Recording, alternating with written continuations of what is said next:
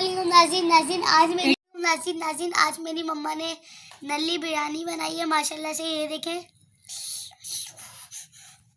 बहुत गरम है। और अगर आपको भी ऐसी बनानी हो तो मम्मा से रेसिपी लें। और ये है तस्बिया की, ये मेरी प्लेट है, ये तस्बिया की प्लेट है। ये कितनी बड़ी नल्ली है, ये देखें। ये बहुत बड़ी नल्ली है, मेरी गंगा जी है। और ये बहुत ही बड़ी नल्ली है। अभी हम खाते हैं। आपको हमारी वीडियो कैसी लगी लाइक करें, अल्लाह हाफ़िज़, आगे से आगे शेयर करें।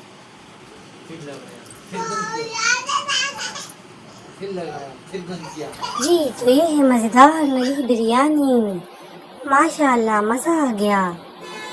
हमारे चैनल को सब्सक्राइब कीजिए, वीडियो को लाइक कीजिए और हमारा डेली व्लॉग देखते रहिए जिसमें हम खाना, सैर व तफरीह और नई नई चीज़ें बताते हैं। थैंक यू, अल्लाह हाफ़िज़। सुब्हानल्लाह वल्हम्दुलिल्लाह।